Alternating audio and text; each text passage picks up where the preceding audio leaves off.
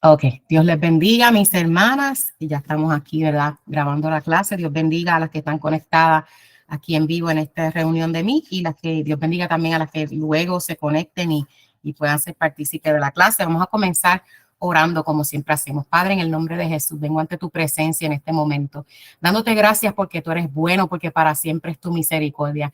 Te doy gracias, Señor, por la oportunidad que me das de una vez más reunirme aquí con las hermanas que logren hacerlo, Señor, y con las que luego entren. Yo te pido, Padre, Espíritu Santo, como te pido en cada clase. Tú conoces la necesidad mía y la necesidad de toda aquella que entre. Y yo te pido, Espíritu Santo, que tú sabiendo eso, tú llegues a lo más profundo de nuestros corazones, de nuestro ser, y que tú a través de la palabra impartas eso que nosotras necesitamos. Yo te pido, Padre, que tu palabra nos edifique y sobre todo que aumente nuestra fe. Te pido todas estas cosas en el nombre de Jesús. Amén y amén. Bueno, hermanas, como le estaba hablando ahorita, le decía que estas clases pues han sido de gran edificación. La semana pasada estábamos hablando sobre las ofrendas del tabernáculo. Llegamos ya a Éxodo 25 y empezamos, ahí va a empezar, o sea, esta empieza ahora como terminamos las leyes y comenzamos ahora con los estatutos que Dios le comenzó a dar al pueblo, a Moisés, y le comenzó diciendo, me vas a hacer un sitio donde yo voy a entrar a hablar contigo. Pero vamos a ver las especificaciones, porque no fue así tan fácil como decir, constrúyeme un lugar y ya, sino que Dios dio especificaciones, pero mientras yo estudiaba hoy la clase, yo decía, wow, como él ponía cada cosa en su lugar, tenía que ser del material que él dijera, tenía que ser del tamaño que él dijera, pero cada una de estas cosas y de estas especificaciones que él dio tipifican algo. Mire, yo les digo una cosa, si nosotras nos detuviésemos y estudiáramos esto, bien detalladamente, yo creo que tuviéramos meses y meses y meses estudiando lo que es el tabernáculo, todo lo que hay adentro, los materiales y todo, porque todo nuestro Señor no es un Dios que desperdicia, nuestro Señor es preciso, él nada de lo que Él da es de más. Todo tiene un sentido y todo tiene un propósito. Y mientras más yo leía, más veía cosas, yo decía, ay Dios mío, pero no puedo irme por ahí en la clase porque si no me voy a detener. O sea, es una cosa que verdaderamente que le abre a uno el deseo de seguir estudiando y nuestro Dios es maravilloso, de verdad que sí. Pero vamos a tratar de sacar lo más, ¿verdad? Lo más que podamos hacer, entendiendo en sí en la base del estudio. Estamos estudiando, entrando al reposo de Dios. Lo que nos hizo empezar esta serie era ver lo que el pueblo no hizo o que no siguió, que Dios le mandó a hacer, que hizo que no entrara a su tierra prometida. Porque nosotras queremos entrar a ese reposo, queremos entrar a la tierra prometida. Sabemos que la Biblia habla en Hebreos y dice que fue por falta de fe. Eso es lo que dice generalmente. Pero nosotras sabemos que hay más ahí. Y fíjese que yo mientras estudiaba hoy, yo decía, saben que no solamente no entró el pueblo a ese descanso y a esa tierra prometida, sino que el mismo Moisés no entró. Lo vio de lejos, pero no entró. Y yo decía, Dios mío, señores, son cosas que sabemos, pero cuando estamos y verdaderamente estudiamos la palabra, decimos, wow, ¿qué fue lo que me pone en perspectiva a mí? En el sentido de que yo digo, Señor, yo quiero entrar al reposo, yo quiero entrar a la tierra prometida. O sea, yo tengo que estar bien pendiente, porque a veces somos fáciles en decir, al pueblo no entró, ok, pero el líder tampoco. No podemos quitar eso de la palabra, él no entró, él lo vio de lejos, pero no entró. Entonces algo pasó ahí. Y yo mientras hoy meditaba, yo decía, Señor, como dice el apóstol Pablo, yo no quiero que después de haber sido puente para que otros crucen, ¿verdad? Si haber sido heraldo, termine yo no siendo aprobada. O sea, esto es algo que tenemos que velar nuestro caminar y ver realmente lo que estamos haciendo, hacerlo con conocimiento y que sobre todo agrade al Señor para entrar a esa tierra prometida. Por lo menos eso es lo que yo quiero y yo sé que es lo que cada una de ustedes quiere y por eso es que está aquí. Pues la semana pasada estudiamos sobre las ofrendas, hablamos muchísimas cosas interesantes sobre eso, que era la ofrenda voluntaria, era el que quisiera y a la misma vez era ofrendar de lo que Dios le había dado. O sea, entendimos unos principios sobre la ofrenda que por lo menos a mí me agradaron mucho. Me lo recordaron, me lo refrescaron y me hizo entender la importancia y el beneficio que hay en las ofrendas. No hemos terminado porque más adelante, en los próximos capítulos, unos capítulos más adelante, vamos a volver a tocar el tema de las ofrendas, pero desde otro ángulo, y va a ser un poquito más profundo y vamos a llegar ahí. Eso simplemente fue para que tuvieran una idea y para que vayamos en el orden que el Señor le dijo a Moisés y nos pide las ofrendas y comienza a recaudarlas. Pero ahora le empieza en el capítulo 25 el arca del testimonio. Ahora, ustedes saben que aunque vamos por la palabra, a mí me gusta que esto haga sentido, que nosotros lo entendamos.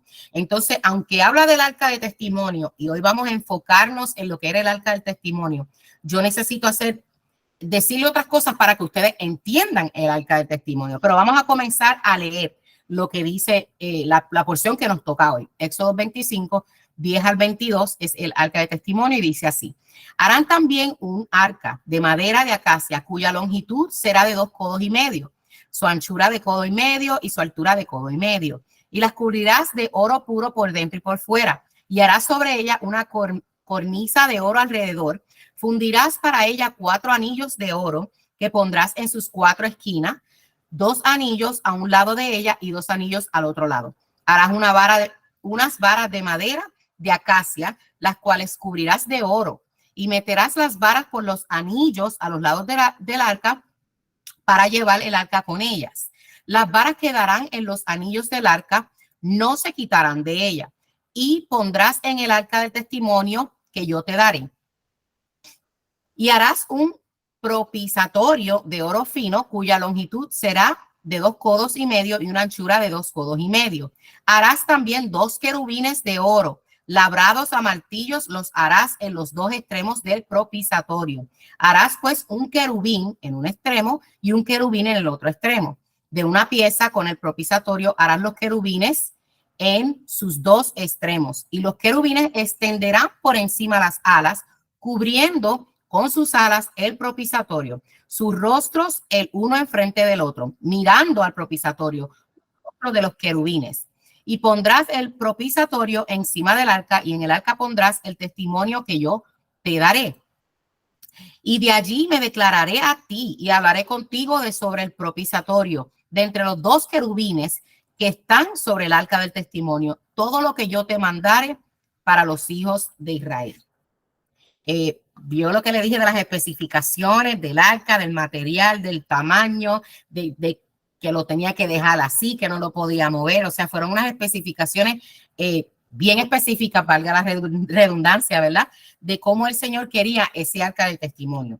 Ahora, le dije ahora mismo que antes de empezar de lleno con el arca, yo necesito poner base en esto y para que ustedes entiendan y no se me pierdan, porque yo misma me perdí. No que me perdí, pero que yo misma necesitaba como entender bien, ok, ¿qué estamos hablando aquí? Porque empezamos con el tabernáculo, recoger una ofrenda y ya rápido en la Biblia se va rápido ahí, el orden que tira es el arca del testimonio. Pero yo decía, ¿dónde está el arca? Yo misma me hice esa pregunta, dentro del tabernáculo, ¿cómo está esto? Porque yo sabía que habían otras cosas y yo decía, pero ¿dónde está el arca? Vamos a ver dónde está el arca. Así que en esta noche yo voy a hablarte un poco del orden de cómo era el tabernáculo, porque ese orden tiene un sentido sumamente especial. Entonces, la clase de hoy, como yo no creo en casualidades, yo creo en propósito, la clase de hoy, que se trata sobre el arca del testimonio, miren qué dio en la Semana Santa.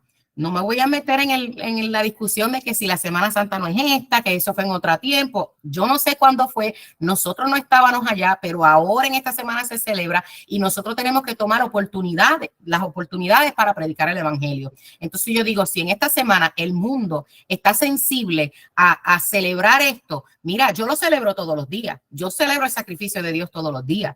Se supone que cada cristiano lo haga así, pero si el mundo está sensible, vamos a hablar de esto, vamos a celebrarlo, vamos a hacerlo, y no importando cuándo haya sido realmente, porque la verdad del caso es que ninguno de los que estamos vivos hoy estuvimos en aquel momento. Nadie puede dar 100% el tiempo de cuando esto ocurrió. Así que esa es mi forma de pensar con relación a esto, porque hay mucho debate de que no se celebre, de que sí se celebre, de que quienes están bien, y lo que hace esto es desunir el cuerpo de Cristo en vez de unirlo y predicar el evangelio, que es a lo que fuimos llamados. Así que con eso dicho, Por eso le puse en la invitación que viniera preparada con el pan y el vino para tomar la cena nosotras aquí juntas. Le pedí permiso a la líder, que ella está aquí presente, y más adelante voy a hablar sobre eso. Al final, pues hacemos la cena juntos porque tiene que ver con el arca del testimonio y tiene que ver con todo esto. Y yo dije, pues mira, vamos a hacerlo, las que estemos ahí, vamos a tomar esta santa cena esta noche consciente de lo que estamos haciendo y entendiendo a más profundidad porque es precisamente lo que estamos estudiando. Así que volviendo al orden de el templo para que ustedes vean en su mente, y aunque hoy no le traje los visuales, le dije que estén pendientes porque más adelante voy a dar una clase que solamente yo no voy a hablar, conseguí un video, dura como aproximadamente 45 minutos, pero le da completamente con ilustraciones lo que es el tabernáculo, donde está todo, y quiero compartirlo con ustedes. Así que en uno de estos próximos miércoles, en vez de yo dar la clase, nos vamos a reunir por aquí mismo. Yo les voy a poner ese video para nosotras todas juntas verlo y ya todo lo que estemos estudiando, pues poder tener la visualización completa de cómo era ese templo. Así que estén pendientes que esa clase pues va a ser buena para que tengan su popcorn, su cafecito y nos sentemos ahí a verlo y ya poder visualizar eso, ¿ok? Pero quiero hoy decirles, para que en su mente ya ustedes vayan viendo the picture o la ilustración del templo, ¿ok? Empezaban entrando, al ellos entrar estaba un altar de bronce, o sea, cuando se entraba al sitio del tabernáculo, ahí en la entrada había un altar de bronce. Luego seguía una fuente, yo voy a explicarles lo que es cada una, pero para que lo pongan ahora. Entraban, había un altar de bronce, luego del altar de bronce le seguía la fuente, una fuente de agua. Luego de la fuente se entraba al lugar santo. Eso de afuera, donde estaba el altar de bronce y la fuente, se llama atrio, los atrios de la iglesia. El salmista dice, ¿verdad? Entrar por su puerta con acción de gracias, por sus atrios con alabanza. Ahorita vamos a ver por qué alabanzas, por los atrios. Así que por sus puertas con acción de gracia, por sus atrios con alabanza, luego entra al lugar santo. Luego del lugar santo hay un velo, pero dentro del lugar santo hay tres cosas. Hay una mesa con panes, lo voy a explicar ya mismo. Hay un candelabro con 7 velas y está el altar de incienso. Luego de ahí hay un velo, pero uno piensa que es un velito o una cortina, eso es lo que se dice, que es una cortina. Más adelante también vamos a estudiar sobre ese velo, pero desde ahora le digo que eso no era una cortina cualquiera. O sea, eso era una cosa. En las películas, cuando Jesús muere, ustedes saben que la Biblia dice que cuando Jesús dice consumado es, el velo se rompe, se rasga. Pues uno siempre piensa que es una cortina, porque así lo enseñan, una cortina, pero era algo que es imposible que se rasgara, era como imposible que se rompiera. De la forma que estaba hecho, o sea, es tan ancho y tan específico y las telas que eran y todo eso, que ese que se rajó fue algo que fue sobrenatural, porque no era algo ni posible. O sea, para que ustedes tengan idea de cómo era ese velo, y era la división que había entre el altar de incienso y donde estaba, que es el lugar santísimo, el arca del testimonio, que es lo que estamos estudiando hoy. Por eso quería enseñarle todo esto, porque yo cuando empecé, el arca, ¿dónde está el arca? Y yo sé que estaba dentro del lugar santísimo, pero quería tener esa imagen y ahora pues quiero que ustedes la tengan. Vuelvo y les repito, afuera en el atrio estaba el altar de bronce y una fuente. Luego se entraba al lugar santo. En el lugar santo habían 3 cosas: una mesa con panes, un candelabro con siete brazos y 7 velas, y el altar de incienso. Y entonces allá estaba el velo bien grandote, ese que le estoy hablando, que era casi impenetrable, por decirlo así. Y estaba el lugar santísimo, que adentro entonces estaba el arca que vamos a estar hablando. Ya tienen una idea en su mente de lo que estamos hablando. Ahora voy a ir un poquitito, pequeños detalles de cada uno de ellos, porque acuérdense que el motivo de estas clases no es que solamente aprendan la historia, ay, qué lindo, voy a saber el tabernáculo del pueblo de Israel, pero no, es que cada una de estas cosas, como le digo siempre y le voy a seguir repitiendo, nada del Viejo Testamento se anula, nada. Todo nosotros nos lo tenemos que aplicar, todo, porque el Viejo Testamento es simplemente sombra del Nuevo. Jesucristo vino a cumplir todo y nosotros no lo aplicamos. No podemos desechar nada de la palabra. Si no, el Señor hubiese dejado ese libro para ellos. allá en Israel y nos hubiese dado el Nuevo Testamento si eso era lo único que era para nosotros. Vamos a entender esto y por eso se lo quiero repetir en todas las clases, porque es necesario en el tiempo que hemos vivido, que nos tocó vivir, es necesario enseñar esto y decir esto, porque hay mucha gente que quiere quitar el Viejo Testamento. Hay muchos que quieren vivir por el Viejo Testamento y hay otros que quieren quitarlo. Entonces, ninguno de los dos extremos está bien. Nosotros tenemos que encontrar como iglesia de Jesucristo ese punto medio, entender a conciencia que nosotros tenemos que aplicarnos las cosas que están en el Viejo Testamento, porque en el Nuevo Jesucristo las cumplió, cada una de ellas, cada uno de estos mandamientos, cada uno de estos estatutos, cada una de estas cosas que el Señor habló. Por eso es que la palabra dice que Dios es el mismo hoy, ayer y por todos los siglos. O sea, Él no cambió. Nada de lo que Él dijo, ya eso se olvidó. No, todo. Al momento que nosotros como iglesia, como gentiles, recibimos a Cristo, vinimos a ser llamados, ¿verdad? Hijos de Dios, dice la palabra, como hijos adoptivos, por decir así, porque no somos Israel. Así que tenemos todos los beneficios, ¿verdad? Pues también tenemos toda la ley, aunque ahora es gracia. Tenemos también todos los mandatos del Señor. Tenemos que cumplirlo. Ahora Jesucristo los cumplió para que nosotros los apliquemos. Entonces, por eso es importante saber esto que le acabo de decir, el orden del tabernáculo, aunque eso es para ellos, eso es como ellos tenían su tabernáculo, así estaba diseñada su iglesia, por decirle así, que nosotros le llamamos ahora iglesia a lo que es el templo, porque realmente la iglesia somos nosotros, pero ustedes saben que el vocablo así hispano le decimos la iglesia al templo. Así que ese era el orden del templo, pero para nosotros tiene un significado. Y eso es lo que yo quiero que veamos en esta noche antes de llegar al arca del tabernáculo. Quiero que miremos lo que cada uno de esos espacios significaba. Ok, les dije que cuando entraban estaba que el altar, cuando entraban estaba el altar de bronce.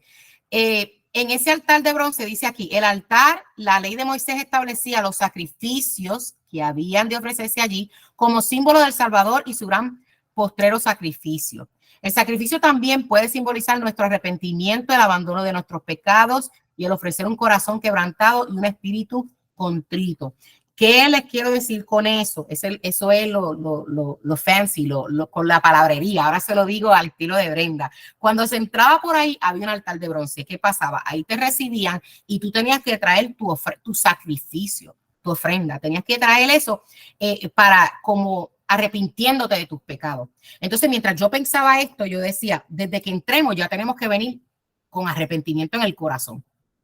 Hay gente que viene a la iglesia por compromiso, que va al templo por compromiso. Porque ya estoy acostumbrado a todos los domingos ir. Cuando si yo veo cómo está establecido la palabra, desde que yo voy al templo, ya yo tengo que ir con un corazón, Señor, gracias, Señor, si te he fallado, Señor, en tu mente. Eso tú no tienes que decírselo a nadie. Tú en tu mente ya tú tienes que ir, Señor, yo necesito, ¿verdad?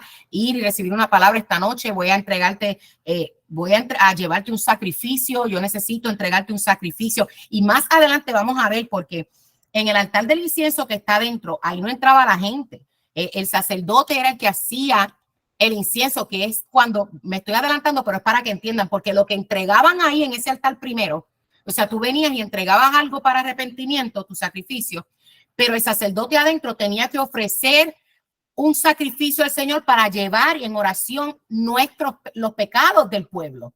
Me digo nuestro como si yo hubiese estado allí, pero era así, como era en ese tiempo. O sea, el pueblo entraba y hacía eso, pero luego el sacerdote era el único que podía entrar allá y hacer esa ofrenda de incienso y todo eso para que el Señor lo recibiera, y el Señor pues lo recibía o no lo recibía, era así, pero le tocaba a él llevar esos pecados de nosotros, esas oraciones y rogar por nosotros.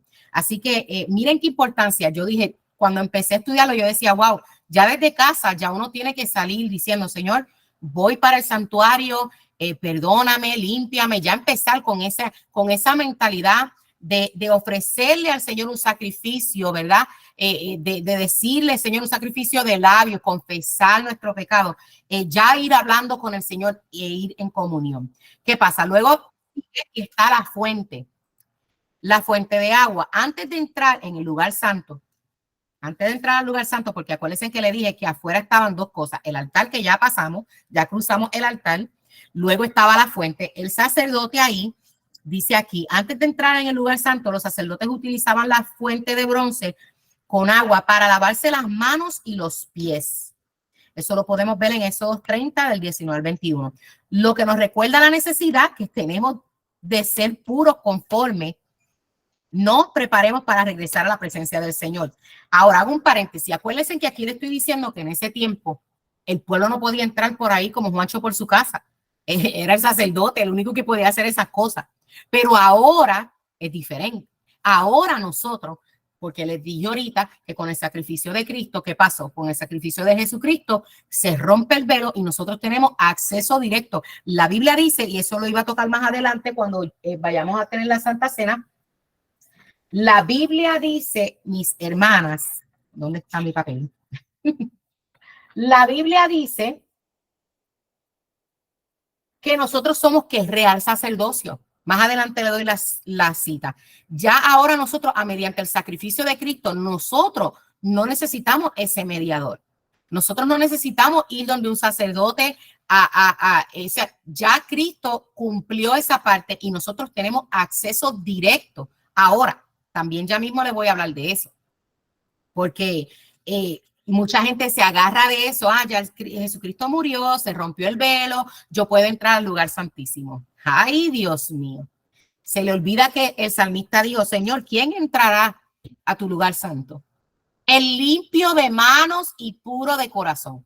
Más adelante vamos a ver qué pasaba con el que entraba sucio allá adentro, porque entonces ahora somos sacerdotes y yo voy a entrar como me da la gana. No, vengo a decirte en esta noche que tampoco es así. El Señor no es así y Él no ha cambiado sus estatutos. Él no ha cambiado la forma de ser. Vuelvo y le digo, nada, no es que se quitaron pasos y ahora entra todo el mundo desde el atrio hasta... No. Sigue lo mismo y cada una de estas cosas tipifica algo. Y antes de entrar al lugar santísimo, aunque ya el velo se rasgó, tiene que ser de cierta forma. Y es lo que vamos a estar estudiando. Que entonces, ¿qué dice aquí de esta fuente? Que el sacerdote tenía que limpiarse él mismo, tenía que limpiarse las manos, tenía que limpiarse los pies. Siempre hablo del lavatorio de pies. El lavatorio de pies es una ceremonia que casi no se hace mucho, algunas iglesias la hacen, otras no. Más a menudo, obviamente, se hace más la Santa Cena que el lavatorio de pies. El lavatorio de pies Jesús no lo dejó como un estatuto como hizo con la ceremonia de Santa Cena, que él dijo, hagan esto en memoria de mí. El lavatorio de pies, él no lo dejó como una encomienda, pero algunas iglesias lo hacen. Yo lo encuentro bonito, yo he participado de algunas, bien pocas puedo decir, pero he participado de algunas. En la iglesia que me congregaba en Kissimmee por 20 años, el pastor lo hacía, yo te diría, como una vez al año, más o menos como una vez al año, él hacía el lavatorio de pies. Y era una ceremonia que yo le llamo un sacramento, ¿verdad? Que es más que una ceremonia, es un sacramento que se hacía y era bien bonito. Habían testimonios bien bonitos. Y le puedo decir que la primera vez que yo participé en una iglesia, porque sí había estado en muchas ya, le dije, me congregué en esa iglesia por 20 años y lo habían hecho muchas veces y yo nunca participaba, porque no obligan a nadie, obviamente, no obligan a nadie. Yo dejaba que los demás se lavaran los pies y yo nunca participaba. Pero en una ocasión me acuerdo que llegó el día del lavatorio de pies y estaban pues, se hacía algo bien bonito, se ponían en línea donde estaba el agua, habían servidores que cambiaban el agua, era una ceremonia bien hecha y bien bonita, y aunque no participaba la encontraba bonita, pero ese día la mamá de la pastora de mi iglesia, una señora ya mayor, me dice, Brenda, pasa y yo te voy a lavar tus pies. Y yo le decía a mamá, y yo le dije, mamá, no, yo no me voy a lavar los pies, ¿sabes? No, yo no lo voy a hacer, hazlo con otros, porque el pastor siempre decía, busca una persona que tú sientas que quieras hacer eso. Entonces, por eso es que le digo que salían testimonios bien bonitos en ese sacramento. Entonces, la mamá de la pastora me dijo, Brenda, yo te quiero lavar los pies. Y yo le dije, no, lávaselo a otro, que yo no quiero participar, yo ahí bien tímida. Pero yo lo hacía no por rebeldía, sino era más como por timidez de que alguien me lave los pies, como que lo veía como que no quería participar. Entonces, ella me dijo, como le dijo Jesús a Pedro, me dijo, Brenda, es que si yo no te lavo los pies, no vas a tener parte en el cielo. Y yo me río porque conozco la palabra y yo me río como que, me está recitando la Biblia. Pero cuando la miro, ella no se está riendo.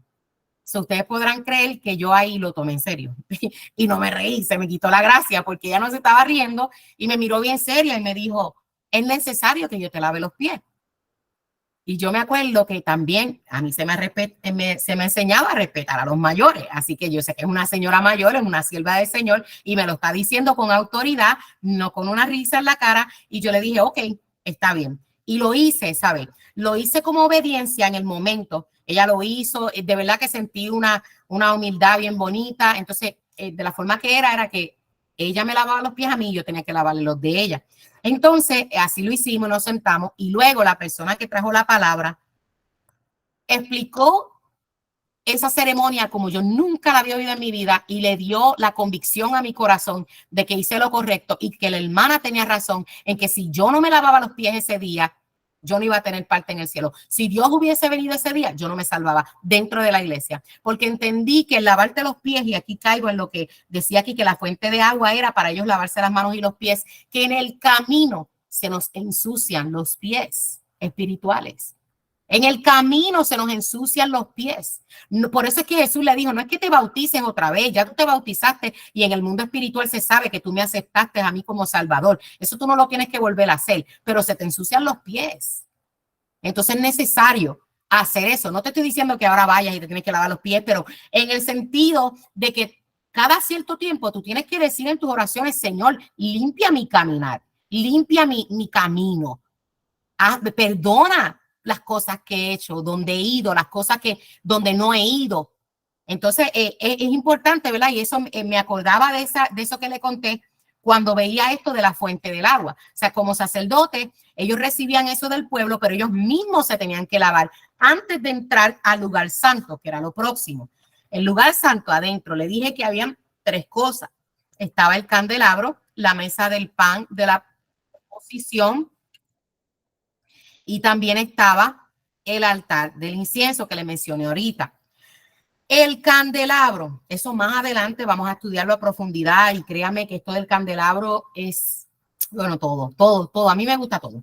Pero el candelabro tiene 7 lámparas. De los brazos del candelabro ardían con aceite puro de oliva y proporcionaban luz al lugar santo. Eso lo podemos ver en Levíticos 24, del 2 al 4.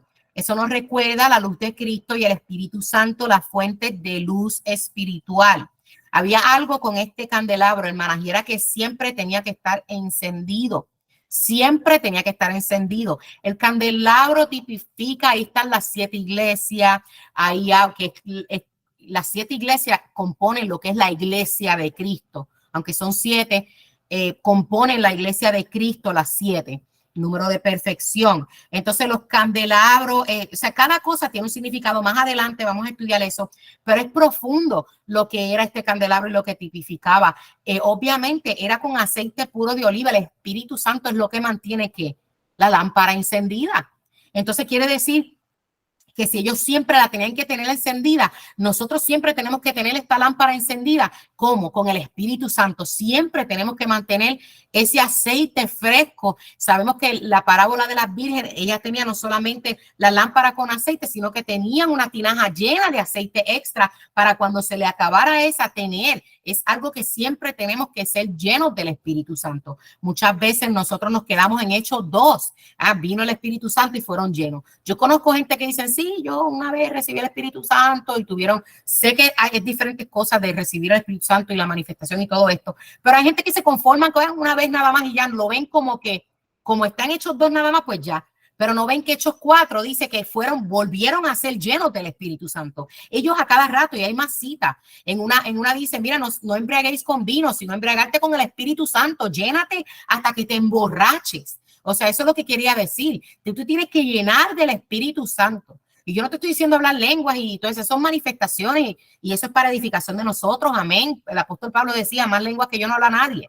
Yo no te estoy hablando de eso, yo te estoy hablando que tú sientas y sepas que el Espíritu Santo, que es Dios mismo, está dentro de ti. ¿Cómo tú sabes eso? Por los frutos.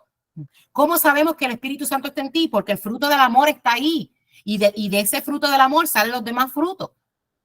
Sale lo que sale del amor, la paciencia, todas estas cosas están ahí. Entonces, nos tenemos que evaluar todo el tiempo para que ese candelabro siempre esté encendido. Si no, no hay luz. Entonces, acuérdate que no vamos a llegar al arca si no pasamos por todo esto. Por eso vuelvo y le digo que hay gente ahora que se creen que se rompió el velo o entró por ahí para abajo. Y se le ha olvidado que hay todos estos pasos, hay que seguirlos antes de poder entrar a la presencia completamente del Señor. Es increíble como ahora escuchamos tantas veces, ¿verdad? Yo sé que no importa de qué país usted sea, yo sé que usted también lo ha escuchado muchas veces. Oh, aquí está la presencia de Dios, aquí está, con una irreverencia, con cosas, y tú dices, realmente aquí está la presencia de Dios, como que hablan como si eso fuera cualquier cosa. Pero cuando estudiamos la palabra no es así. O sea, no podemos olvidarnos que le servimos a un Dios que es todo amor, pero Él es santo. Él es santo y Él es fuego consumidor. Y ustedes van a ver ahí, más adelante les voy a decir lo que le pasaba al que entraba mal. Y eso es nosotros, porque le estoy diciendo que nosotros somos sacerdotes ahora. O sea, y yo quiero que tú entiendas que no estamos dando esta clase, se lo he dicho desde un principio, no para darnos miedo, sino para evaluar nuestras vidas. Mientras hay vida y esperanza, estamos aquí. Si tú te estás identificando con algo de lo que yo estoy diciendo, si tú ahora mismo, ¿verdad? Hasta ahora de lo que he hablado, tú me dices, tú estás pensando ahí en tu casa y tú estás diciendo, mira, Brenda está hablando ahí de los pies y ella tiene razón. Yo creo que yo como que me he desviado del camino un poco, como que me he desviado del propósito, porque a veces decimos, el pecado es irse para allá a beber, no, a veces es saber hacer lo bueno y no hacerlo, salirnos del camino del Señor, salirnos de la voluntad del Señor. Si eso te está pasando a ti y ya tú te has identificado ahí, esto no es para miedo. Vamos a ver lo que le voy a decir al final, porque el Señor para todo hay solución. El Señor, la provisión fue Cristo y Él la tuvo desde antes de la fundación del mundo. Ya estaba la provisión para todo esto. Esa es la alegría que nos da y eso es lo que a mí me alegra más, en el que podemos hacer estas clases y no tenemos que tener miedo, porque yo no voy a terminar nunca una clase sin decirte la solución que hay si tú te identificas en algo que estés haciendo mal o que no estés haciendo. No vamos a terminar la clase sin decir, entonces, ¿cómo arreglar esto? Entonces, esto es bueno, porque podemos ser partícipes, ¿verdad?, de lo que Dios hizo provisto desde antes de la fundación del mundo, que es lo que vamos a terminar en esta Santa Cena, que le he dicho anteriormente, que la Santa Cena es simplemente el juicio personal de cada una de nosotros. Pero más adelante voy a hablarle de eso. Luego del candelabro estaba también la mesa del pan de la preposición. Esta mesa me llamó la atención, ¿verdad? También tiene muchísimos detalles, donde tenían que tener 12 panes sin levadura, tipificando las 12. El Señor es bien, nuestro Señor Jesús, nuestro Padre, ¿verdad? Celestial, Él es bien detallista, él le gusta la perfección, lo completo, Él es el alfa, el omega, o sea, Él es principio y final, en Él no hay cosas a media, no hay sombra de variación, Él es perfecto. Entonces, cada una de estas cosas tipifican y complementan lo que es Dios. Entonces, en esta mesa tenían que haber 12 panes que cada una tipificaba las tribus y el sacerdote era el único que podía comer de ese pan. Entonces yo decía, Señor, mira, le voy a leer lo que dice aquí. Vamos a leer lo que dice aquí. La mesa del pan de la proposición. Siempre me confundo con esas palabras, ¿verdad? Se colocaban 12 hogazas de pan sin levadura cada día de reposo en la mesa del pan de la proposición. Frase en hebreo significa pan de la presencia. Véase Éxodo 25 al 30 y habla con más detalle. Ese pan se comía en el santo lugar todos los días de reposo a modo de convenio sempiterno. Era como una norma que el Señor le había dado a los sacerdotes de comer ese pan ahí. Que también podemos ver que en una ocasión el rey David, que yo digo que el rey David él fue rey, él fue profeta, él fue de todo, guerrero, sacerdote. Él en una ocasión tuvo que comer de esos panes y no fue castigado. Así que vemos como en él hubo ese cumplimiento de, sin haber estado en el tiempo de la gracia, David fue como si hubiese participado del tiempo de la gracia. Él habló del Espíritu Santo, él habló y todavía el Espíritu Santo no se había manifestado en Hechos 2. Mas, sin embargo, él hablaba en un momento dado, gritó, Señor, no apartes de mí tu Santo Espíritu. Ya él vivía con el Espíritu todo el tiempo, porque le dijo, no lo apartes de mí. Quiere decir que él sabía cuando tenía el Espíritu y cuando no. Por eso es que David a mí me apasiona, porque David, siendo del Viejo Testamento, nos representa a nosotros, porque él estuvo en ese tiempo, pero vivió muchas cosas como las podemos vivir nosotros ahora, que no todo el mundo de ese tiempo, de esa dispensación, ¿verdad? Pasó esas experiencias que él pasó. Y él, en una ocasión que iba de guerra y llegó a un sitio, él comió del pan de los sacerdotes y no fue castigado, así que fue algo que Dios lo permitió. Y me acordaba de eso cuando estudiaba esto de la mesa. Y yo decía, qué lindo que antes de que el sacerdote entrara a pedir por los otros, a entrar a las oraciones, al incienso, él se sentaba y comía de ese pan que tipifica, ¿verdad? Jesucristo, que tipifica la palabra, tiene tantas cosas que tipifica el pan. Se sentaba a la mesa a comer con el Señor antes de entrar completamente allá al lugar santísimo. Y comía de ese pan, de ese maná. Esto también tipifica el entendimiento, la palabra. O sea, como sacerdotes tenemos que tener la palabra del Señor en nosotros, ¿ok? Y esto no tiene que ver con institutos o cosas así. Mucha gente dice, yo no he tenido la oportunidad de estudiar. Yo no he tenido la oportunidad de estudiar en institutos, se lo he dicho muchas veces. Es mi anhelo y le pido al Señor antes de morir, si a ti te place, aquí en el tiempo de mi tiempo aquí en la tierra, me gustaría estudiar en un instituto y tener así diplomas y cosas así, estudiar, ¿verdad? Como otros que estudian en universidades teológicas.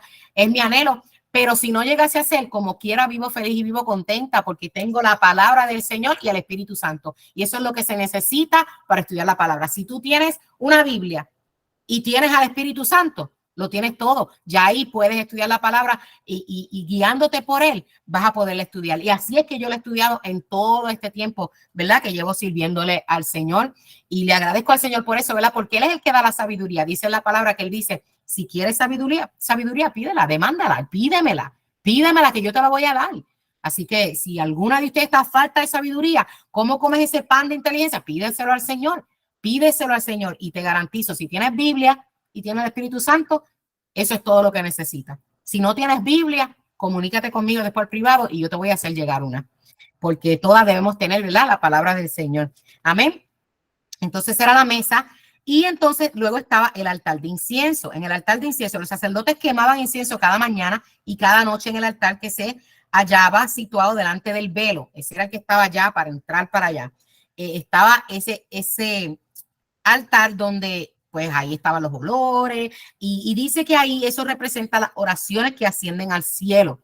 Ahora para nosotros, ¿verdad? El altar de incienso es cuando tú te arrodillas y comienzas a orar al Señor y comienzas a dar esa alabanza a donde están tus peticiones. Te dije que al principio entrábamos, ¿verdad? Pidiéndole al Señor arrepentimiento, como perdóname, Señor, esa purificación. En el atrio es como esa purificación donde se entrega ese sacrificio de arrepentimiento, para el arrepentimiento, donde está la fuente y te limpias, donde te purifica, luego entra, está el candelabro donde tienes que estar seguro que haya aceite, que esté prendido, tomas del pan de la mesa, de la palabra, del entendimiento y luego te presentas al Señor. Esto antes de entrar al lugar santísimo.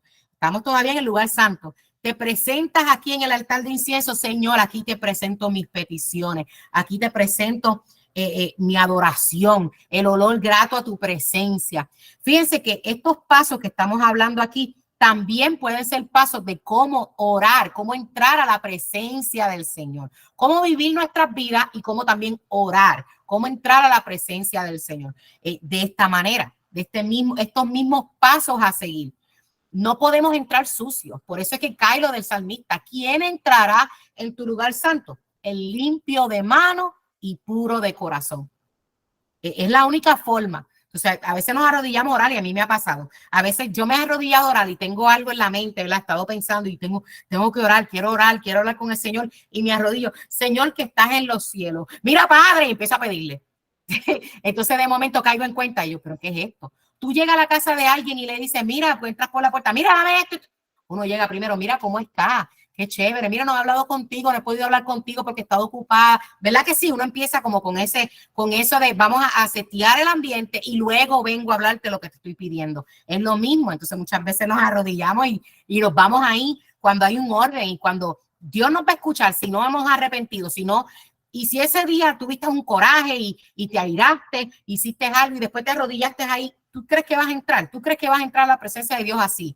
¿Tú crees que Dios le va a poner atención a eso? No, Él es santo, vuelvo y le digo, tenemos que hacer las cosas a conciencia y muchas veces yo me meto ahí, lo hacemos como mecánicamente, lo hacemos como pues me voy a arrodillar ahora al Señor y empiezo con las peticiones. No, tenemos que empezar con ese mismo orden. Esa es la manera para que esa oración sea como eficaz, para que sea efectiva, para que el Señor la reciba. Y fíjate que ahí en el altar de incienso, depende si Dios la quiere recibir o no. Es si es de olor grato a su presencia.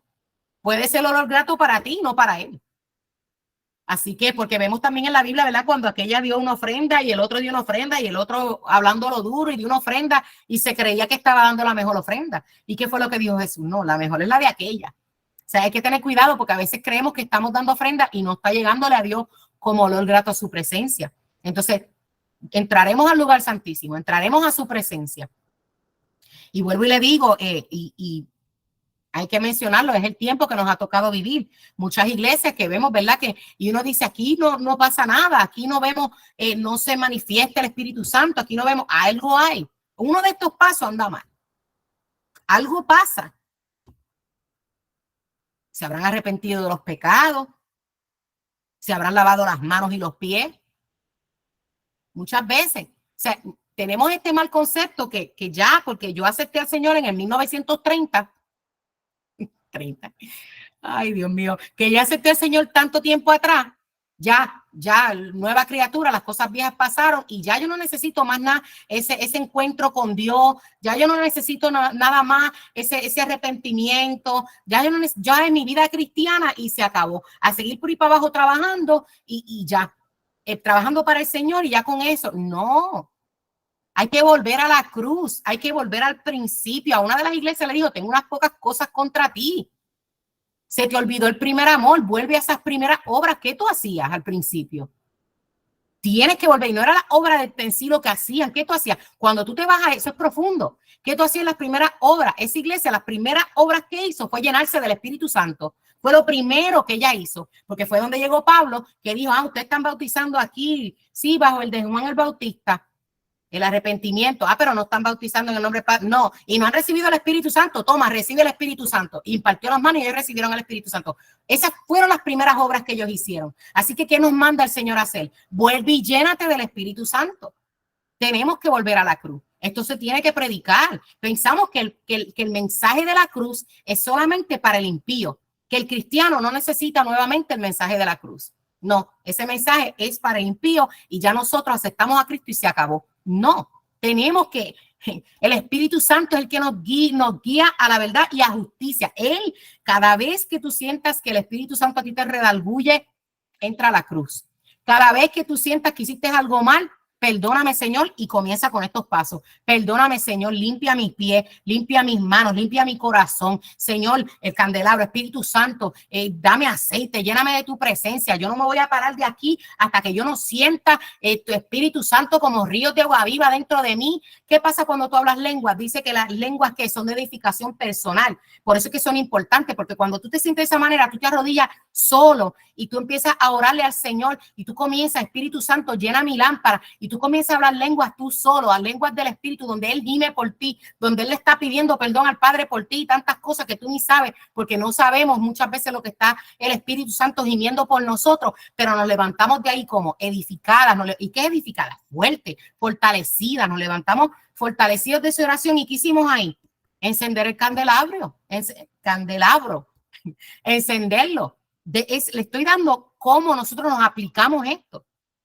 Entonces, no podemos olvidarnos de esto y pensar que es para el impío o para el recién convertido y que nosotras somos las santas ahora y que no necesitamos hacer nada de esto porque ya la sangre de Cristo nos lavó de todo pecado. No, esa sangre corre y es viva todo el tiempo y de eso voy a hablar un poquito más adelante cuando entre al arca y lo que había dentro del arca.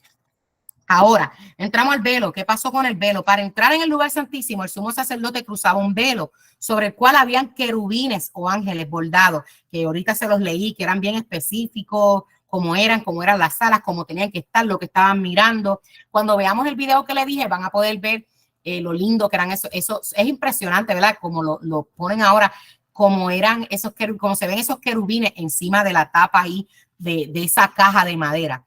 Entonces esos querubines, ¿verdad? El velo puede recordarnos que aunque ahora hay un velo que nos separa, aunque ahora hay un velo que nos separa de la presencia de Dios, Jesucristo es el gran sumo sacerdote y él puede partir ese velo, o sea, ya lo partió. Jesucristo lo rompió en la cruz del Calvario. Ahora, Jesucristo es nuestro mediador.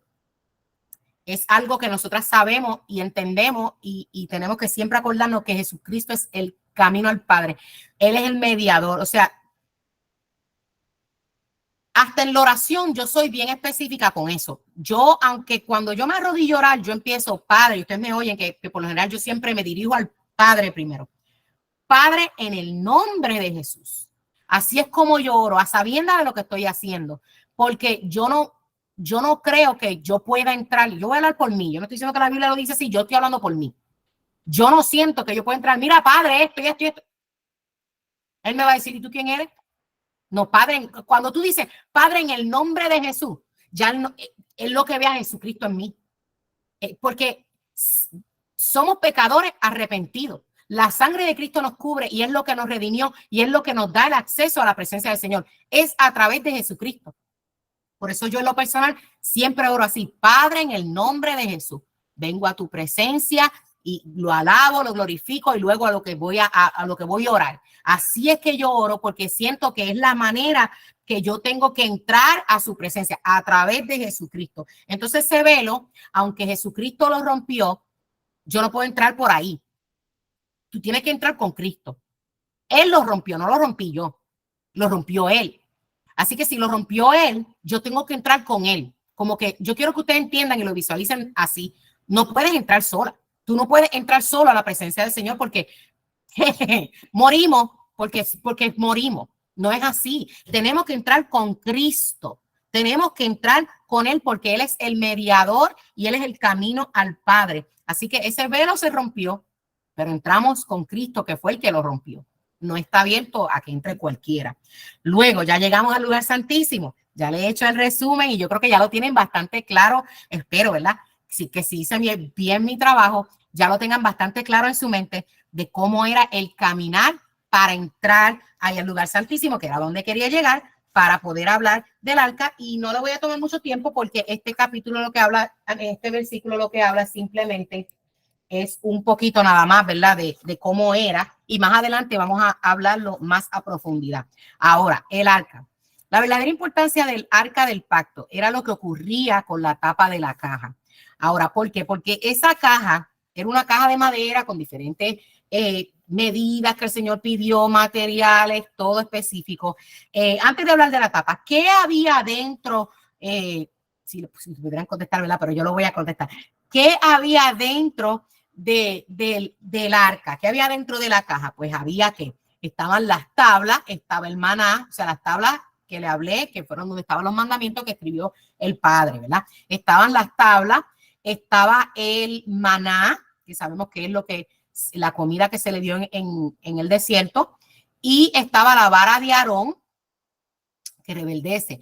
Estas tres cosas tipifican la Trinidad del Señor. Las tablas representan al Padre, que es la ley, representan la ley. El Hijo, el maná, y el Espíritu Santo, que es la vara que rebeldece. Que si estudiásemos un poquito más sobre la vara de Aarón, muchos llevaron la vara y se escogió la de él porque fue la que rebeldeció. Entonces quiere decir que el Espíritu, o sea, el Padre elige, el Hijo salva y el Espíritu Santo santifica. Es un conjunto, o sea, y dentro del arca, que es la presencia del Señor, están los tres. Está el Padre, está el Hijo y está el Espíritu Santo.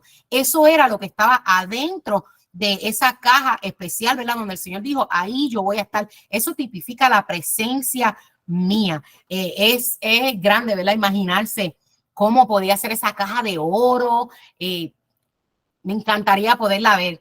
No sé si será algo que cuando Cristo nos venga a buscar esté en el cielo o cuando bajemos a la tierra otra vez nuevamente, que eso se sabe que después va a ser así, la veamos, no sé, me gustaría poderla ver porque las tipificaciones y las cosas que hemos visto, ¿verdad? Que gente la ha hecho, como dice la Biblia y todo, es algo precioso, es algo impresionante. En Orlando había un sitio que se llamaba Holy Land, que era como un parque, como decir Disney, pero era un parque de la Biblia.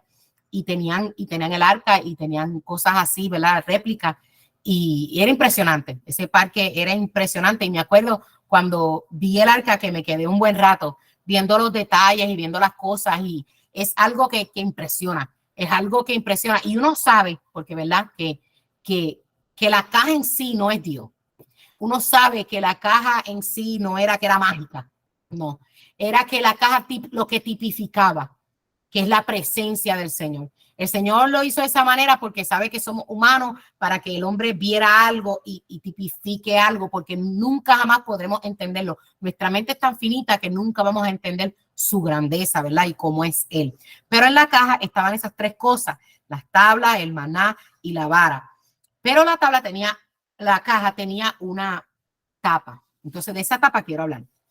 La verdadera importancia del arca, o no completamente la importancia, pero una de las cosas más importantes era lo que ocurría en la tapa, conocida como el propiciatorio. Esa palabra en español se me hace bien difícil decirla así. Propiciatorio. El término propiciatorio proviene de una palabra hebrea que significa cubrir, aplacar, apaciguar, limpiar, cancelar o hacer expiación por. Era aquí donde el sumo sacerdote solo una vez al año, eso está en Levítico 16, entraba en el lugar santísimo donde se guardaba el arca y expiaba sus pecados y los de los israelitas. El sacerdote rociaba sangre de un animal sacrificado sobre el propiciatorio para aplacar la ira, y la cólera de Dios por los pecados que se habían cometido en el pasado.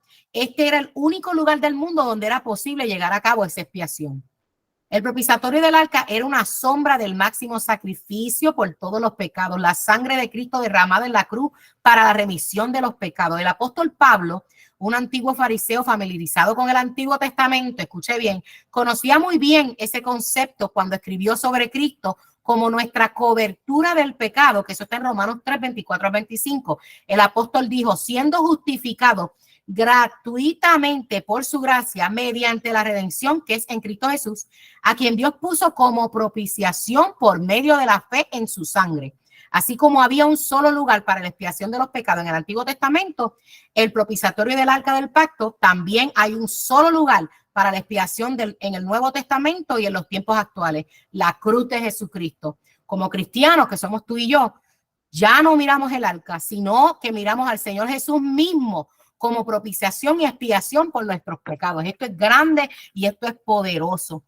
Esa etapa era donde él entraba y donde ahí pues se culmina esto completo y era la expiación de nuestros pecados, el perdón de nuestros pecados. Mira qué lindo que todo el proceso que tenía que pasar ese sacerdote para poder llegar ahí. Yo le dije ahorita que para esos que se creen que pueden entrar a la presencia de Dios como quieren, eso lo podemos ver después en Levítico, que ellos se ponían una cadenita con campana y ellos dejaban esa cadenita hasta afuera y ellos entraban, y si ellos entraban en pecado y uno de esos pasos que hablamos anteriormente no lo hicieron como debían, porque acuérdate que, y es como ahora, hay mucha gente que se cree que porque ahora mismo que vamos a entrar ya casi a la Santa Cena, que toman la Santa Cena y creen que pueden engañar al hombre. Yo estoy tomando la Santa Cena, yo estoy bien, pero Dios conoce lo más profundo de tu corazón y tus intenciones. No es lo que tú hagas, es con la intención que tú lo haces. Es como cuando tú sabes que hay gente que pide perdón y tú dices que ay, perdóname, y tú dices, Dios mío, si es así no me pidas perdón. Así. Hay gente que puede ser que engaña a los de afuera, pero Dios sabe cuando la intención de tu corazón, a él tú no lo puedes engañar. Entonces, aquí cae, y voy a aprovechar este momento, ya que estoy hablando de esto, que vamos a entrar a lo que es la Santa Cena. Si tiene los utensilios, ¿verdad? Que le dije que se preparara, si va a participar, si no se puede quedar ahí. La Cena del Señor no es algo que es obligatorio, pero yo quiero hablar un momentito sobre esto. Antes de comenzar a hablar de eso, yo quiero decirle algo por si usted encuentra raro el que yo esté haciendo esta ceremonia ahora, porque mucha gente, ¿verdad? Se le enseñó que solamente pues los pastores o los sacerdotes o el líder espiritual de una congregación, de un sitio, es el que puede hacer estas cosas. En la Biblia eso no es lo que dice. Obviamente era el sacerdote, lo que estamos estudiando, pero ya yo le expliqué en 1 Pedro 2:9 dice: mas vosotros sois linaje escogido, real sacerdocio, nación santa, pueblo adquirido por Dios, para que anuncien las virtudes de aquel que os llamó a las tinieblas a su luz admirable. También le busqué Apocalipsis 1 del 4 al 6. Mira lo que dice aquí. Juan, a las 7 iglesias que están en Asia, Gracias y paz a vosotros, del que es y que era y que ha de venir, y de los 7 espíritus que están delante de su trono, y de Jesucristo, el testigo fiel y primogénito de los muertos, y soberano de los reyes de la tierra, al que nos amó y nos lavó de nuestros pecados con su sangre, y nos hizo reyes y sacerdotes para Dios, su Padre. A él sea gloria e imperio por los siglos de los siglos. Amén. Que yo te estoy diciendo con esto. Hay muchos más versículos. No es que ahora tú dices, mira, Brenda Liz dijo que nosotros somos sacerdotes, pues yo voy a llamar a todo el mundo para hacer la Santa Cena aquí y todos los días vamos a estar cogiendo la Santa Cena y esto y lo otro. No. Si usted tiene una iglesia, hay un orden y servimos a un Dios de orden. Si usted tiene una iglesia donde hay un pastor y su pastor hace la Santa Cena, amén. Eso está correcto. Su pastor lo hace, usted siga, usted la va a tomar en la iglesia. La Santa Cena es el momento de oportunidad para limpiarte. Le estoy hablando. Todo esto que hablamos en esta noche. La Santa Cena es ese último momento donde tú comes el sacrificio del Señor y tomas esa sangre que perdona tus pecados. Le dije que el Espíritu Santo te lleva a esa justicia. El Espíritu Santo es el que te dice, hey, arréglate, límpiate, acuérdate lo que hiciste esta mañana, te acuerdas cómo le gritaste a tu esposo, te acuerdas cómo le saliste a la vecina, te acuerdas, todas estas cosas, el Espíritu Santo que te va a llevar a eso. Entonces la Santa Cena es la oportunidad que Dios nos da. Por eso es que Él dijo, hagan esto las veces que sea necesario, en memoria de mí, cuantas veces tú lo necesites. Claro.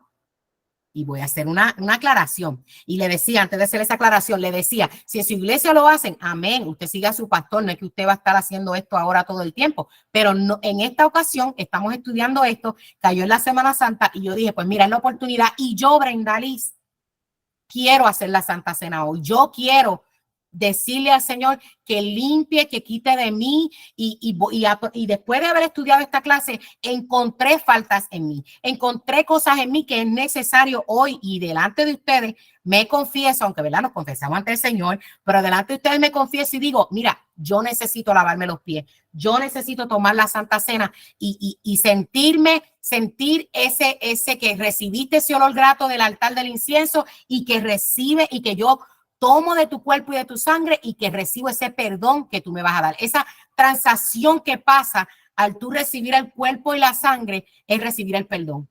Él limpia esos pecados y tú recibes el perdón.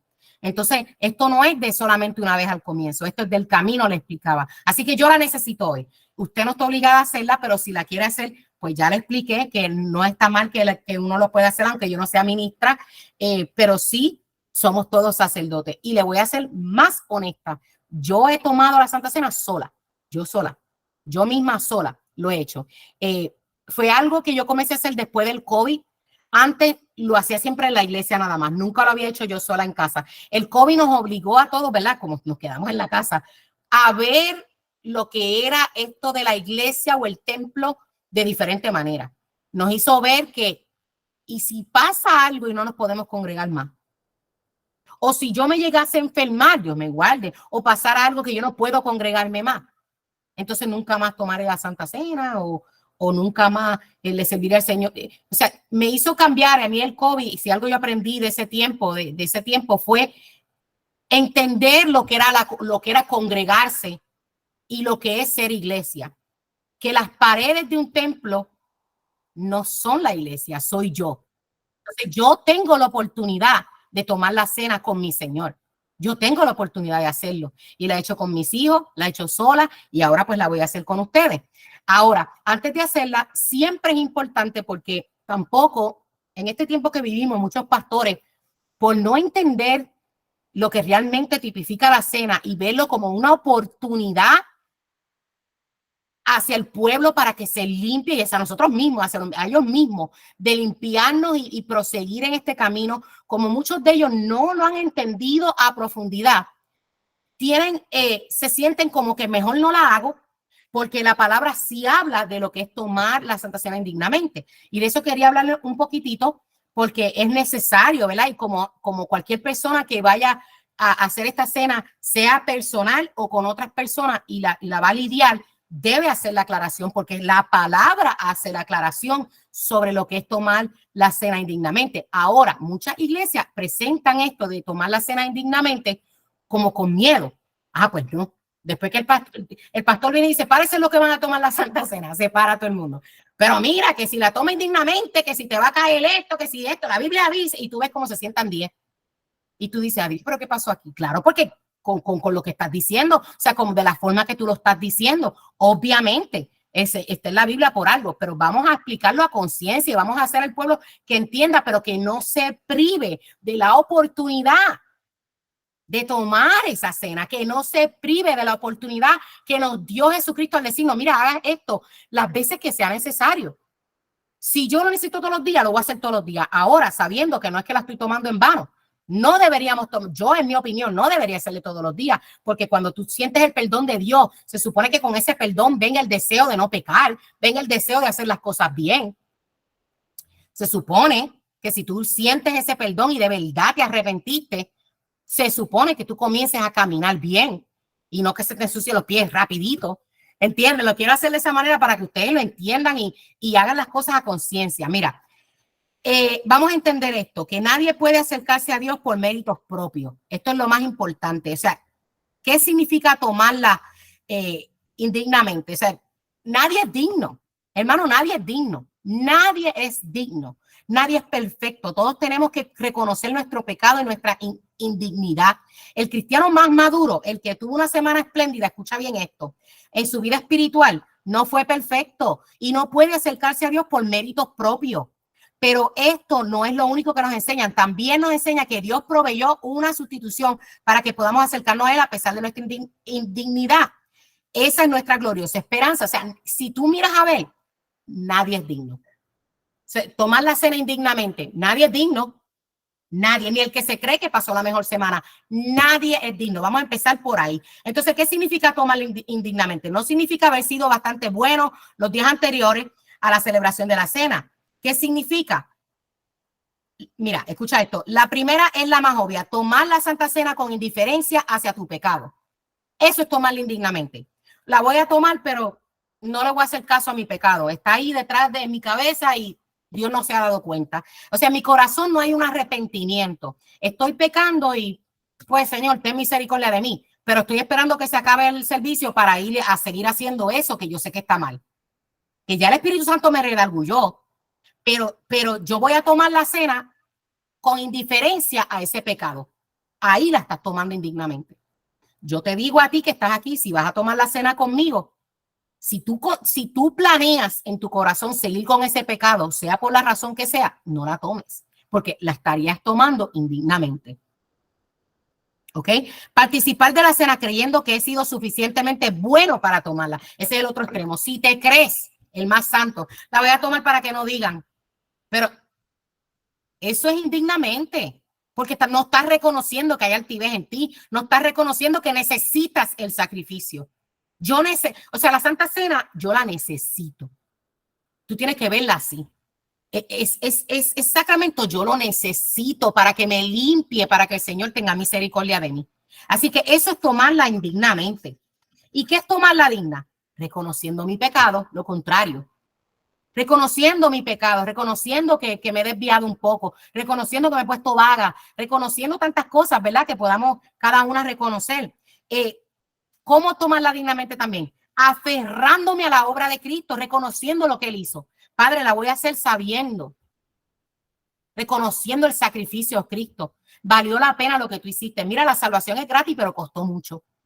Esta semana podemos ver, ¿verdad? Que muchas fotos se ponen de la corona de espina, de los clavos, del cuerpo de Cristo. Él sufrió. Mi mamá y yo hablábamos, ella está ahí, mi mamá y yo hablábamos esta semana del intercambio que hubo en la cruz y de ese momento cuando Jesús dijo, ¿verdad? ¿Por qué me has desamparado? Y mi mamá y yo hablábamos y decíamos, él pensó que el Padre lo desamparó, pero el Padre estaba ahí con él. El Padre se crucificó ahí con él. El Padre mismo, porque los tres son uno, estuvo ahí. A veces ponemos al Padre como tan ogro, pero Él se sacrificó enviando a su Hijo.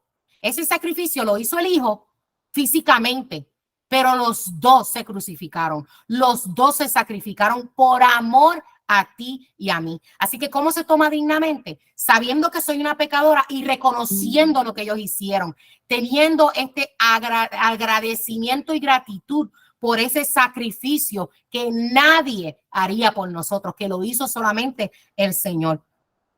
¿Y cómo agradamos a Dios? Confesando nuestros pecados. Yo sé que ahora ustedes no pueden abrir su micrófono y confesarse conmigo, y de nada les serviría confesarse conmigo, es con el Señor, que cada una lo tiene que hacer. Si usted tiene el pan y usted tiene el jugo o lo que tenga para hacerlo, sáquelo, que vamos a hacerlo rapidito.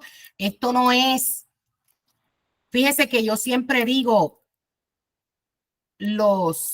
aunque son ceremonias y sacramentos que obviamente santos y cosas que se respetan, ¿verdad? Y que se tienen que tomar bien serio. Como niña criada en la iglesia, muchas veces yo veía, cuando tomaban la Santa Cena, yo veía esto como que, wow, como una cosa, y aunque obviamente no le estoy quitando mérito, no me malinterprete, no le vamos a poner religiosidad a esto, porque yo creo que ese es el problema, que le han puesto tanta religiosidad. Mira, y no voy a hablar aquí de religiones porque voy a mencionar a los dos, tanto los católicos como los evangélicos cristianos. Tanto nuestros hermanos católicos como nosotros los evangélicos cristianos se han ido a los extremos con esta ceremonia. Yo considero muchos católicos lo hacen todos los domingos, entonces muchos después que toman esa comunión van y pecan y no le importa porque el domingo que viene vuelvo y la tomo.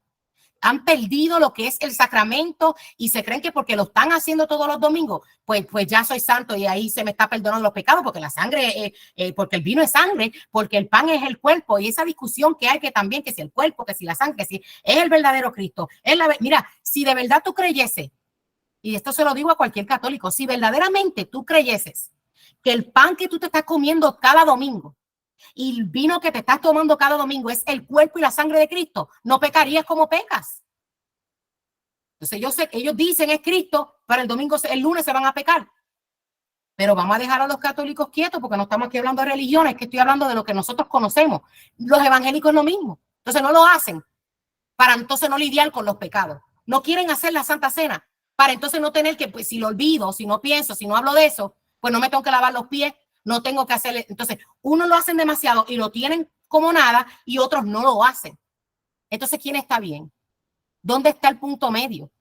¿Dónde Dios quiere que lleguemos a ese punto medio? Que entendamos, que estudiemos la palabra para que hagamos las cosas sabiendo. La palabra dice que el pueblo pereció que por falta de conocimiento. Vamos nosotras esta noche, y aquí termino la clase, vamos a hacer esta ceremonia, vamos a hacerla como dice la palabra, me gusta como lo dijo, ¿verdad?, el apóstol Pablo, y es lo que voy a repetir en esta noche. Así que si tienen los elementos, los va a hacer conmigo. Dice así, fíjense que antes de hacerla quiero orar por los elementos, y si tú los tienes también, ponlo en tus manos y vamos a hacer una oración por ellos, para que el Señor bendiga este momento, ¿verdad?, y que obre en nuestras vidas. Padre, en el nombre de Jesús, yo vengo ante tu presencia en este momento que hemos separado, Señor, para tomar la Santa Cena como uno. Estamos aquí un grupo de personas que lo vamos a hacer. Tú conoces quién lo está haciendo y quién no. Yo te pido, Padre, que la que decidió no hacerlo, tú continúes, Espíritu Santo, obrando en su interior y haciéndola entender que tu amor es inagotable y que mientras hay vida y esperanza y hay oportunidad de arrepentimiento, sigue bregando con cada una de ellas. Te pido, Padre, por las que la van a hacer la Santa Cena, estos elementos que hemos separado, los que ya han separado y los que yo he separado, yo te pido, Padre, que diga. Sabemos, Señor, que este pan tipifica tu cuerpo, el sacrificio que hiciste allí en la cruz por nosotros, Señor. También sabemos que este vino, este jugo tipifica la sangre esa que todavía corre, esa que todavía limpia de todo pecado. Y yo te pido, Padre, que en este momento tú recibas esta cena, Señor, esto que estamos haciendo, tú limpies nuestro caminar, limpies nuestros corazones, que genuinamente tú veas que en nuestro interior queremos agradarte, Señor. Yo te pido, Espíritu Santo, que tú nos dé fortaleza, Señor, para seguir adelante. Yo te pido por cada una de mis hermanas y por mí misma, Señor, y te pido que nos bendiga grandemente. También aprovecho, Señor. Tú dices en tu palabra que por tus llagas nosotros también fuimos curadas. Así que en este sacrificio también está envuelto nuestra sanidad. Y si por fe recibimos la sangre que nos limpia de pecado y recibimos ese cuerpo, recibimos esa llaga de tu espalda, la cual trajo sanidad a mi vida. Y te pido que si hay alguna enferma, si hay alguna enfermedad en nuestros cuerpos en este momento, Señor, porque para ti no hay nada imposible, tú impartas salud a nuestras vidas y que podamos testificar, Señor, que todavía tú sanas nuestros cuerpos, Padre, que tú llevaste esas enfermedades en la cruz del Calvario. Te pido todo esto en el nombre de Jesús. Amén y amén. Así que haciendo esto a sabiendas ya, vamos entonces a participar. Dijo así el apóstol Pablo, porque yo recibí del Señor lo que también os he enseñado, que el Señor Jesús, la noche que fue entregado, tomó pan y habiendo dado gracias a Dios, habiendo dado gracias, lo partió y dijo, tomad, comed esto, es mi cuerpo que por vosotros es partido. Hacer esto en memoria de mí. Si usted tiene el pan, levántelo y coma su pan.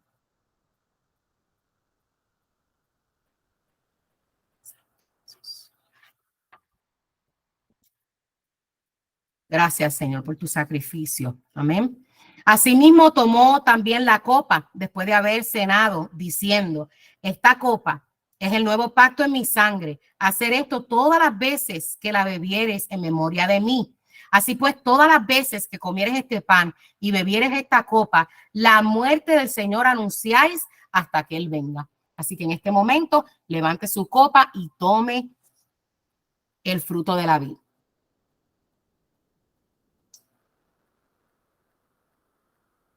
Gracias, Señor. Tome un segundo y dele gracias al Señor por ese sacrificio y crea en este momento por fe que el Señor ha limpiado su corazón, ha limpiado sus manos y usted y yo estamos listas para entrar a esa presencia, ese lugar santísimo donde está que el Padre, el Hijo y el Espíritu Santo, donde está la presencia completa del Señor. No hay nada más lindo y nada que llene más, que nos llene más el saber que uno tiene acceso a la presencia de Dios. Es algo que, sabiendo obviamente que no son nuestros méritos, pero que Jesucristo nos dio ese acceso. Entonces, en esta noche, después de haber estudiado esto y ver este orden y habernos nosotras puesto ahí y haber participado de esta cena en este momento, sabemos que de ahora en adelante, de este momentito en adelante, comenzamos un tiempo nuevo. Comenzamos un tiempo nuevo donde Dios nos está dando la oportunidad. Lo que tú hiciste ahorita, antes de meterte al MIT, de ahorita para atrás, ya quedó en el olvido. Ya el Señor lo borró, ya lo limpió y ya tú estás comenzando de nuevo. Tus pies están limpios, los míos están limpios. Tú tienes que creer esto por fe. Muchas veces la gente cree que estos sacramentos y estas cosas se hacen y tú tienes que sentir algo, tienes que salir brincando o hablando lengua. No, el cristiano vive por fe. Es lo que se espera, mas sin embargo muchas veces lo que no se ve. No confunda manifestaciones con cosas que pasan realmente. Es la fe lo que agrada al Señor. Sin fe es imposible agradar a Dios. Él quiere que tú creas. Entonces, aunque tomamos esta cena y quizás tú dices, aquí no pasó nada, es por tu fe.